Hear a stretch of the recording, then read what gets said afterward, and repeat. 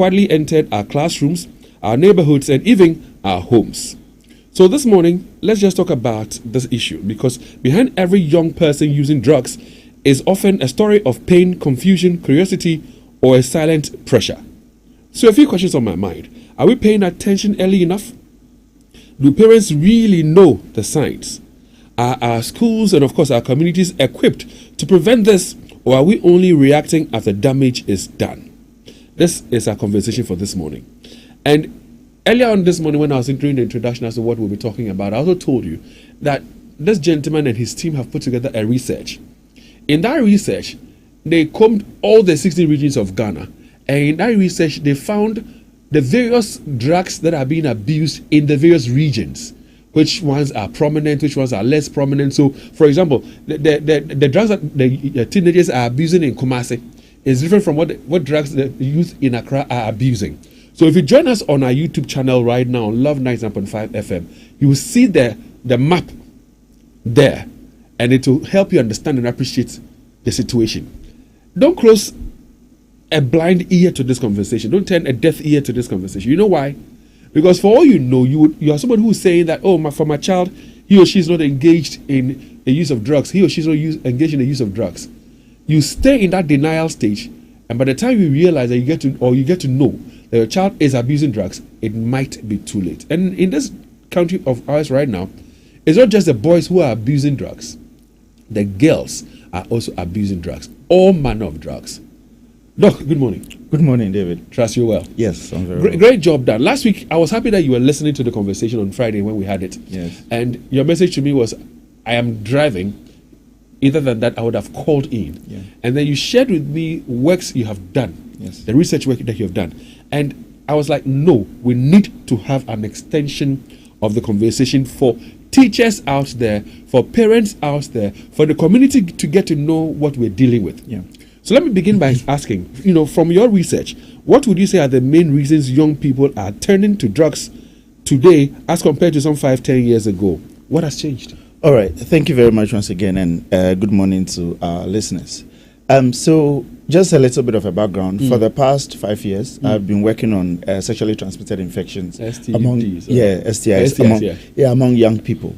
And my team and I started to find a pattern where there was quite a bit of a link between STIs and drug abuse. And so we started to explore that as well. For instance, I will not mention the community, but there's a particular community in Ghana that almost everybody cultivates marijuana. Okay. And they basically drink, when you go there, you are offered tea, and the tea is infused with marijuana. It's a social drink. Why would you mention the name of the community? Well, because of... We're trying to fight a concern and a challenge and a problem on our hands. Okay. So for me, if it's true, let's know. Oh, okay. I mean, fortunately for us, the chief of the community had even complained. I remember there was a time one of the radio stations in Accra was talking about it, and I actually even phoned in to give my perspective. So it's in the Volta region, on the Pando, stretch. Yes, okay. It's around Pando. Okay. So if you go there, you're giving tea. I think you're giving tea like that. You get the point. And what is actually a problem is that you see a lot of young boys leaving school to go and cultivate marijuana, and then on the weekends the girls will leave school, go to the farm to go and sort of cook for the boys. Okay. They would have sex with the boys on the farm, unprotected. Yeah. And then they would also take some of the marijuana in terms of cookies, in terms of all of those things. And then on Monday, when they are coming back, they come back with money, 2,000, 3,000. So it's very lucrative for the boys to leave school to go and farm. So we started seeing some of these patterns. And so we did a study on all the various groups. So for instance, we have data on why JHS students take drugs, for instance. JHS, when you look at those in JHS, the predominant drug that they take is actually nicotine, or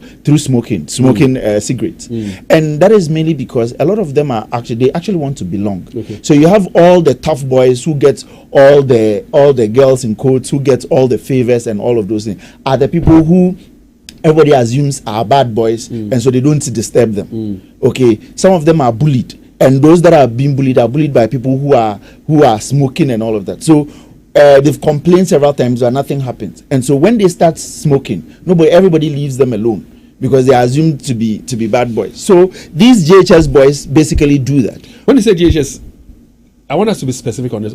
Give us the age itself. What are the age brackets of young people who have begun to abuse from drugs? 12 to 14 years. So from 12? Yes, from 12. I mean, the data we got, yes, from 12 to 14 years. Okay. The girls, they also take these edibles, okay, which are infused with some of these drugs. But mainly JHS. Yes. So the early exposure of these drugs on these teenagers, yes, what impact is it having on their brain development and, of course, their future health? So, of course, when it comes to drugs, there are so many things that it does for them. And if you just give me a little bit of time, I want to just show why various groups of people take various drugs. The particular drugs they're taking. And why that is a bad thing. Okay. So, as I said, JHS, they take cigarettes. Then when it comes to SHS, they graduate into marijuana usage. And both JHS and then university students or tertiary institution students from tertiary institutions, they take marijuana, and the main reason is that it makes them calm. Now, the young people of today, they have more problems than the adults. Okay, somebody in a tertiary institution, when you look on social media, there's somebody who is 22 years old and traveling to Dubai, doing all of these things. Has mansions, has several cars. Exactly. So pressure on them. There's pressure on them. Okay, today you cannot even talk to a girl if you don't have a car. How many people are supposed to have cars at 21 years old? And so everybody is thinking about money. If you talk to a lot of these young people, everybody is thinking about money. That's why somebody can take their money and go and do gambling just so that they would make money. And with all these risky things, what happens is that at the end of the day, it doesn't work. So they keep landing themselves into trouble. And the only escape from some of these troubles is that drugs that would basically give them a calm for a short period. All right. So that is one of the things. And then another drug that is very common, especially before we talk about that, indulge me, Dr. Laud. Before we talk about the specific drugs, you've told us one of the reasons why they are engaging in these, abuse. Yes. And it has to do with the pressure on them. I mean, from their peers and other social media handles or platforms where they see the young ones doing excellently or doing well. How about students who believe that if I'm a shy person, abusing these drugs could make me bolder and braver and more confident? What about people who think that, well, I'm jobless and let's say my parents are giving me pressure, so the solace I get is in abusing drugs.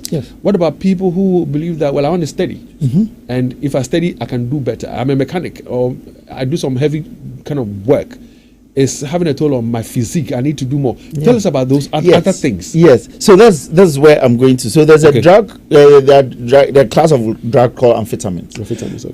In fact, in the tertiary institutions, for instance, they call them molly and ecstasy and all of those ones. Yes. Now these or the MDNA. Yes.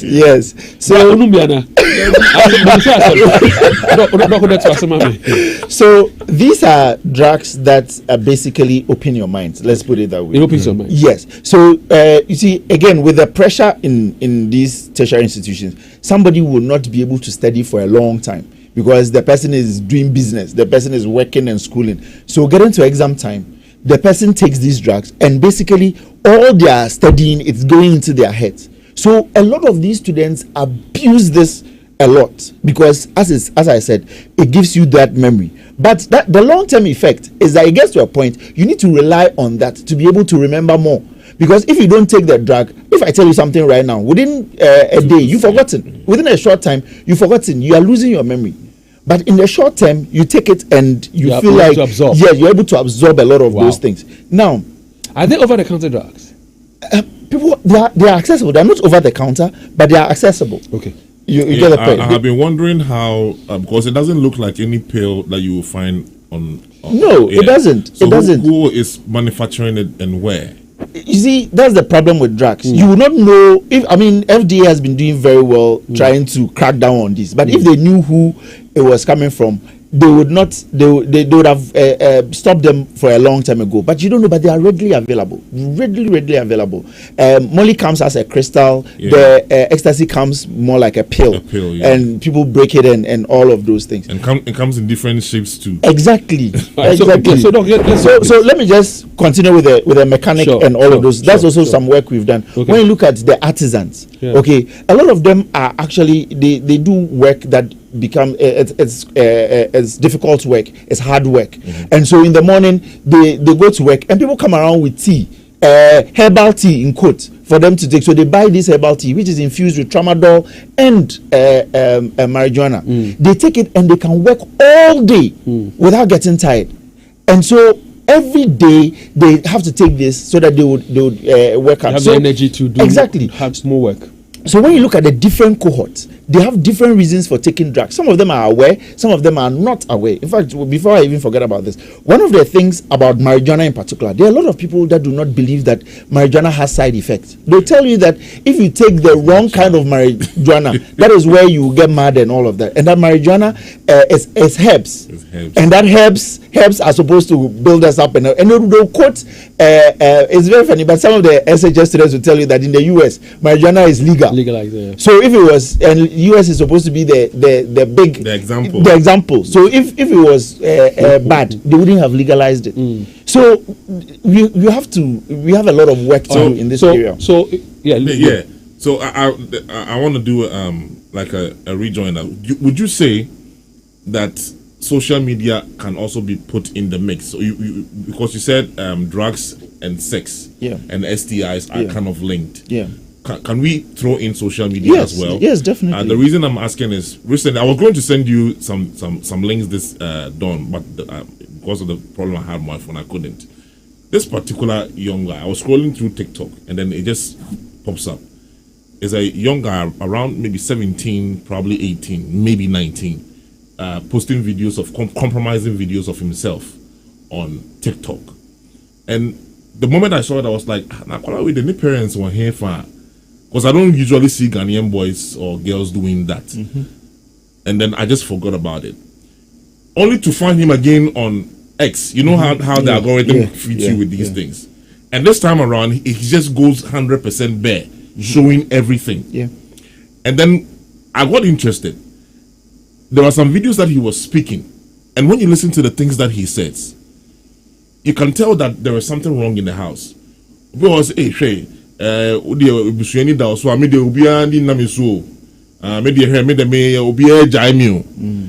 then he's doing that thing freely. So I'm asking, if the parents are looking at this boy, what are they doing about his use of social media, his use of drugs, which he admitted in the video, and also posting sexual videos? We'll talk about that when we get to the solutions, how to fix the problem. Yes. But where I want us to go to now is one of the things that I realized about your research work is that in some regions, they're taking some particular, drugs. Yes. That differs from other regions. Yeah. And like I said a while ago, if you join us on our, YouTube channel, we're live there. We'll show you the map of Ghana and the work done by, Dr. Laud and his people. You get to see the various regions and the various drugs that they are abusing. Run us through a few of them. So one of the things you realize is that the more affluent communities, first of all, the background to the work, it's called water-based. So behind this, yeah. So wastewater-based epidemiology. What that means is that we took about 315 samples across the 16 regions in Ghana, where we went to, we took samples from gutters, from urinals, and all of that. Wow. We were not testing the individuals. We just wanted to find out from the communities. And so 315 communities in these regions. What we found out, for instance, is that Greater Accra, you see cocaine. So cocaine is usually Greater Accra and Ashanti region. That's where we found traces of cocaine. When you look at like Bono and most of the mining areas, the Galamsey areas, you see a lot of tramadol and you see a lot of marijuana. Okay. And then, but as you go up north, you realize that up north, the main problem is alcohol. Okay. Up north, the main problem is alcohol. The main abuse. Okay. Yeah, like the drug they take, it's alcohol, and then some marijuana. But when you come down, down south, then there's a mix. You have a lot of amphetamines, you have tramadol, you have cocaine, you have the nicotines, and all of those things. And so that is basically the work we did. In fact, this was the basis for then starting to screen individuals and then the various cohorts, the various different groups that basically take these drugs. And I keep saying this, listeners, if you join us on our YouTube channel, we're live there right now. You get to appreciate the work done by this gentleman and his team, and it speaks volumes because, like he says, per the map, if you're going up north, they don't take so much drugs. Yes, but he says it's more of alcohol abuse there. But from down south to the middle belt area, Charlie, it's a mix. Yeah, and that's what is on the map. What about those who also migrate from the north to the south? So again, it is about these communities. We're taking samples from the water, like from the wastewater. So it was not necessarily individuals. So it is possible that people from that migrate down south, especially into Galamsey areas, will be taking marijuana and all of that. We should not discount the effects of peer pressure. There are a lot of people that come in and they do what everybody is doing because they want to belong. So I wouldn't be surprised if people from the north come down south and they take all of these. But then we took samples from the gutter, so you will not know the tribe or who it belongs to, just the community. So this particular community, for instance, the Ashtown area, when we took samples from the Ashtown area, yes, all of those, we got traces of cocaine. They were just a mix from amphetamines, cocaine, tramadol, marijuana. It was just mixed in just some of the few samples. Yes, so but you will not know, and you see that around the Dr. Mensah area, you realize that almost everybody from Kumasi goes there either for to buy something, or so you will not know where exactly. So these are just the localities. So this just says that this particular community that we took the sample, these were the drugs that were prevalent, and that's why we used to draw them up. Looking at the work you did, how densely are youth engaged in drugs? How deep? It is a huge problem. Again, although this is about drug of abuse, I always say that we have a twin pandemic that nobody is talking about: sexually transmitted infections and drug abuse. These are huge kegs of pressure that we are sitting on. It hasn't exploded yet, and so we are not really. How close are we having an explosion? It depends. It depends on what we are able to do. You see, currently, you realize that once in a while there's an outbreak, tramadol, red, everybody talks about it, and then it goes down, nobody is talking about it. And it is because the critical mass of the youth that it's affecting are people that nobody cares about. Let me put it that way. Okay, so you see somebody who is unemployed, maybe a out of school youth. Most of the time it is that out of school youth. But you see, in certain communities, those who drive this Okada and all of the Pragen, they are taking these things. And in certain communities, they are getting accidents left and right. Okay, it will become a problem when we start seeing prominent people and their kids and all of those things becoming victims. Let me put that in quotes. And that's when people start talking about it. But as of now, it is becoming an issue, but we are not concerned about it. Is that to suggest that the prominent people are not engaging in drug abuse? Oh, they are. But you see, there are a lot of things that come that is associated with this. For instance, if you take marijuana, you have to eat. You have to eat very well. You have to be, yes, it even makes you hungry. So you have to eat a lot. So if I have money and I take marijuana and I am eating very well, in the short term, you will not see any effect. In fact, you even see me and say, oh, you are looking fresh. So the bees are eating. You see the thing. But if I don't have money to get any food, right? I don't have money. And then I am taking the drug and I am not eating. Within a short time, you start to notice it on me. So you would think that it's only the less privileged that are engaged. But a lot of these people are engaged in this. Because the bees, even from what I have experienced, they even sometimes they smoke even more than yes, because they have money to buy the expensive ones. And they call them the plugs. They know the plugs. You see, so if you go to a party, maybe a party has been organized, all of these infused ones, just most of the people you see there who have the drugs to supply, there are people that are bees. All right. Now, interestingly or unfortunately, many parents think that my child cannot do drugs. From your experience and of course from the research work, what common parenting gaps or home situations increase a young person's risk of abusing these drugs? That is a very, very good question, and I think that that leads to the solution actually. One of the major issues is that a lot of young people feel adults do not understand them. When it's understandable, what do you mean? So I am taking drugs. Maybe I am taking marijuana. You come and the first thing you are doing is accusing me of taking marijuana and telling me it is bad, I should stop. But you don't know why I'm taking it. You are not even concerned to ask me, what problems is causing me to do this.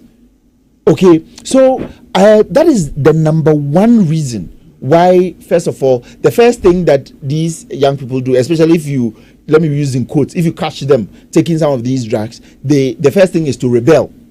Okay, it is because they feel like you do not understand them. You are not part of their world. You are not part. Okay, you don't get it. And I think that is one of the things. Yesterday, I was teaching a class and I was talking about STIs to my class. And I was talking about the fact that a lot of young people are involved in very high risk sexual activity. And that if you have children, you should do this and this. And then one of the students, she's a parent. She was like, me, my kid. You can't even do that in my house. And that was when I told her that, you see, you are one of the reasons why the kids will do that, and then they'll hide it. Because you talk to a kid and you're like, oh, now I know Papa. Now my no, you even talk about, they are telling you a problem, a huge problem that is actually leading them towards taking drugs. You're like, oh, now we will know parents. Hey, Obekume. That's the first thing they will say, Obekume. So they will not talk to them. So what? And so they'll also talk to the counselors in the universities, for instance. As for that, I don't know why, because I know I've spoken to a lot of the university counselors, and I know that they are very professional, but they always assume that people will talk. They're like the counselors will know about them and will discuss, expose them. And so it's a huge problem that we need to tackle. You're speaking as if many a time parents are judgmental. They are. Instead of engaging and asking questions, they come in and they judge. They are. And you're saying that's a wrong approach. That's a wrong approach, because you see, I mean, I understand, because you've been there, you've been through it, so you know that this is wrong. So you are telling the kid that it is wrong. Okay, and because you are telling him that it is wrong, you feel like he should take your word for it that it is wrong because you've been there. But at that point, he doesn't see it as wrong. As I said, people actually believe that marijuana it's just a herb that people take, and that if you take the wrong one, tell you that there's a Ghanaian one that is infused with other things, and then there's the one from the UK that is pure. So if you take the pure one, you are okay. If you take the ones from Ghana that is infused, that is the one that will make you mad. The argument makes sense in a way, though. No, it doesn't.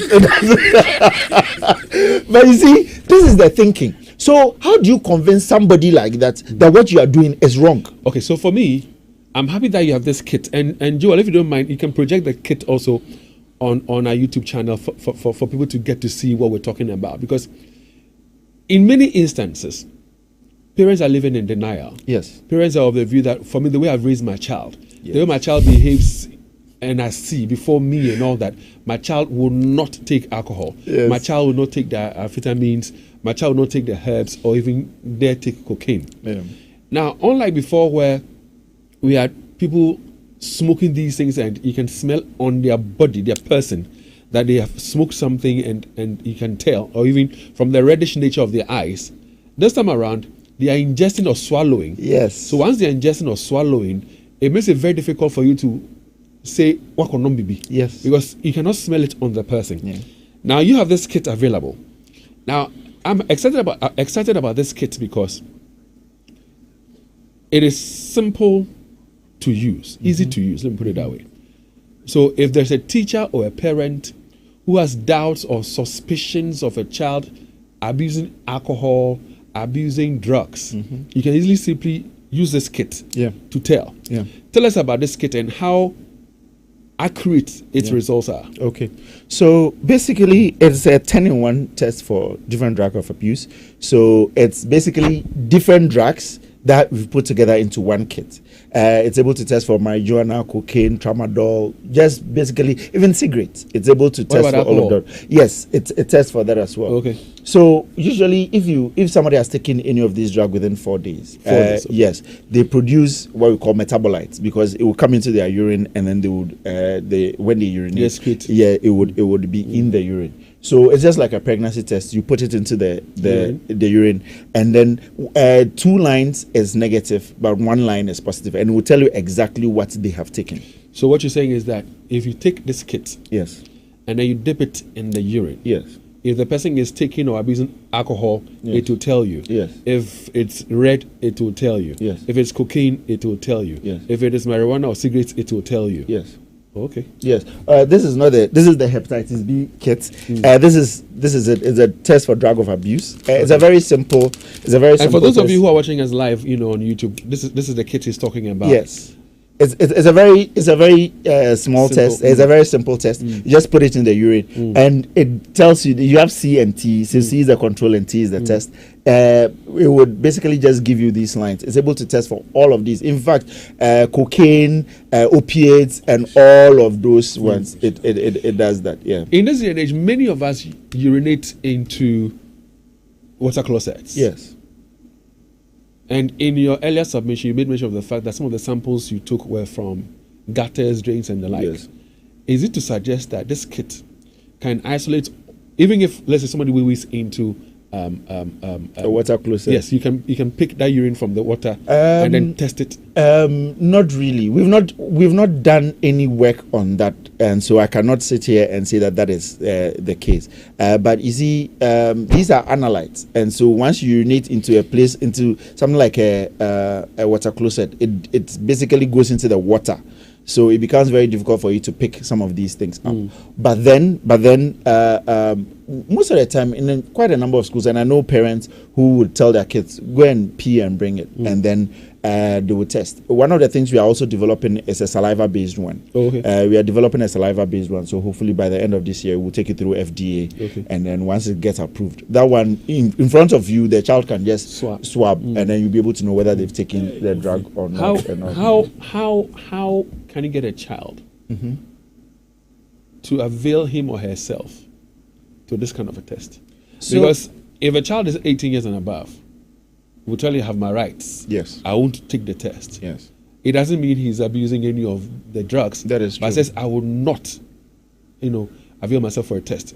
How do you handle that? So I think that just when I was talking about one of the reasons why the young people do not talk to their parents, it's because of the fact that you are looking at testing as a punishment. It's punitive. Okay, we need to start thinking about drug of abuse as a corrective measure, like in terms of the solution instead of punitive. So we are doing the test so that if you have it, macho. Okay, instead of we are doing the test so that if you need help, we can get you the help that you need.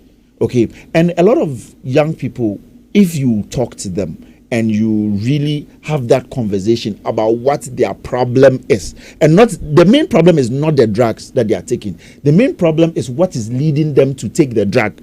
If you are able to develop that rapport where they are able to tell you, maybe I've used my school fees to do this and I have so much pressure, I don't even know what to do, and I thought you were going to get angry. Yes, you can get angry at that time, but you are talking to the child, you are looking for a solution. You can go into your room and then hit all the walls in anger, but at that time, you need to be calm and be able to listen. When you talk to them, you will be surprised at how many of them would give you their urine. When we started doing this test and then the STIs and all of that, there are a lot of people that thought that, they won't tell us anything.